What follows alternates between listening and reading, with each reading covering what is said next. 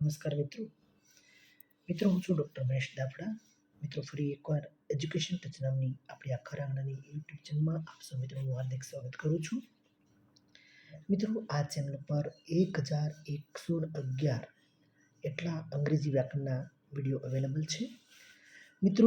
આ વિડીયો ધોરણ 9થી 12માં જે અભ્યાસ કરે છે વિદ્યાર્થીઓ, તેમના માટે આ વિડીયો ખૂબ જ અગત્યનો બની રહેશે.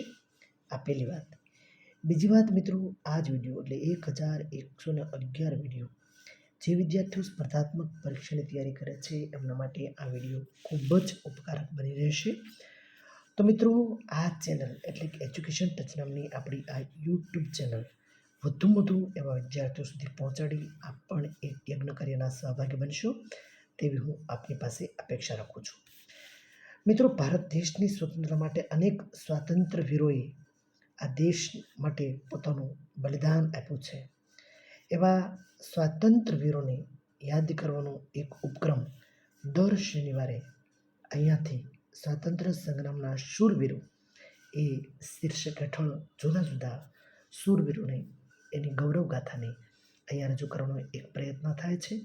તો એવા શૂરવીરોની કથા એવી માતાઓ સુધી પહોંચાડો, એવી ગર્ભવતી માતાઓ સુધી પહોંચાડો અને એ આ શૂરવીરોની કથા સાંભળે અને નવી પેઢી સુધી આ શૂરવીરોની કથા પહોંચે એવો આપણે સૌ પ્રયત્ન કરીએ અને દેશના એવા શહીદોને આપણે યાદ કરીએ.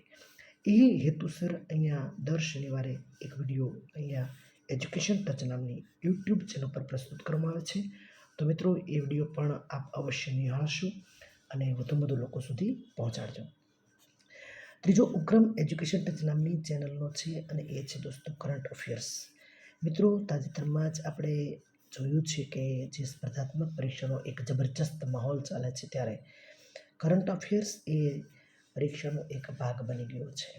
ત્યારે આજે 210મો એપિસોડ જેને હું તમારી સમક્ષ રજૂ કરું છું ત્યારે હું ખરેખર ખૂબ જ આનંદ અનુભવું છું.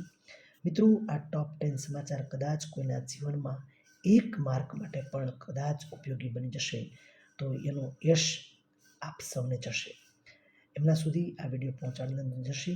તેથી આ કરંટ અફેર્સનો વિડીયો એવા લોકો સુધી પહોંચાડી આપ પણ એક શુભ કાર્યના સહભાગી બનશો એવી હું આપની પાસે અપેક્ષા રાખું છું. એક વાત અહીંયા સમાચાર પ્રસ્તુત કરતા પહેલાં હું જે સમાચાર પ્રસ્તુત કરું છું એ દોસ્તો મારા એક અભ્યાસની મર્યાદા અનુરૂપ હોય છે. સંભવ છે કોઈ ક્ષતિ હોય તો ચોક્કસપણે કોઈ ઓથેન્ટિક ન્યૂઝપેપર અથવા ઓથેન્ટિક મેગેઝિનનો અભ્યાસ દોસ્તો અવશ્ય કરી લેશું. ચાલો દોસ્તો જોઈએ ટોપ 10 સમાચાર. દીપક મિત્તલને સંયુક્ત આરબ અમીરાતના રાજદૂત તરીકે નિયુક્ત કરવામાં આવે છે. તાજેતરમાં જ દીપક મિત્તલને સંયુક્ત આરબ અમીરાતના રાજદૂત તરીકે તેઓને નિયુક્ત કરવામાં આવ્યા છે.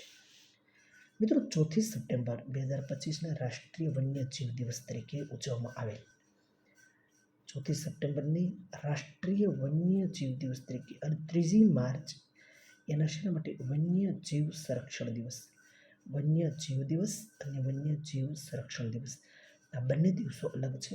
4 સપ્ટેમ્બર એ રાષ્ટ્રીય વન્યજીવ દિવસ અને 3 માર્ચ વન્યજીવ સંરક્ષણ દિવસ તરીકે ઉજવવામાં આવે છે.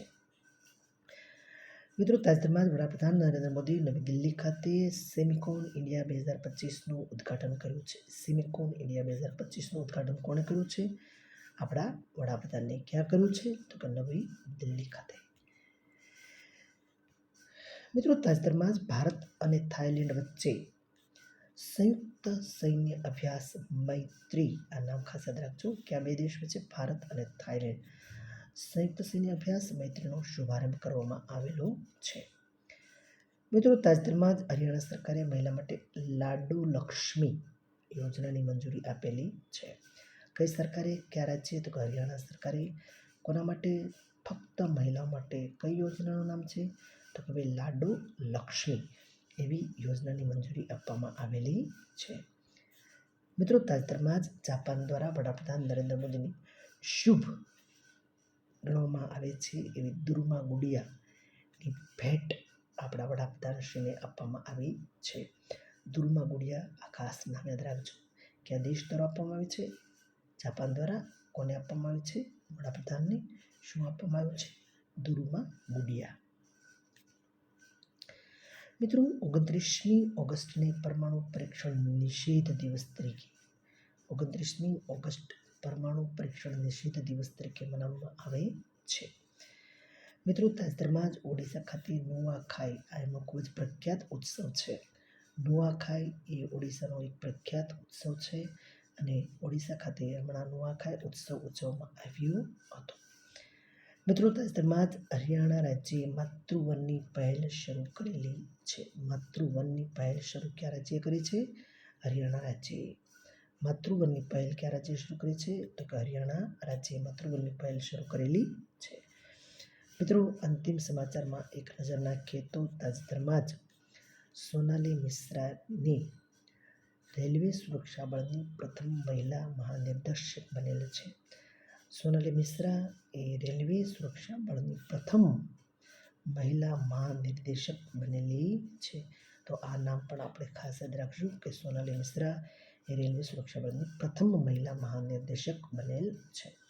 મિત્રો આ સાથે આપણે ટોપ 10 સમાચારને વિરામ આપીએ છીએ. ફરી એકવાર દોસ્તો એજ્યુકેશન ટચ નામની આપણી આ ઘર આંગણાની યુટ્યુબ ચેનલ મિત્રો વધુ સબસ્ક્રાઈબ કરશો અને શેર કરશો તો મને ખૂબ જ ગમશે અને એવા વિદ્યાર્થીઓ સુધી આ વિડીયો પહોંચાડજો અને આપ પણ એક યજ્ઞ કાર્યના સહભાગી બનશો તેવી હું આપણી પાસે અપેક્ષા રાખું છું. દોસ્તો ફરી પાછા મળશું આવતા રવિવારે. ત્યાં સુધી ભારત માતા કી જય.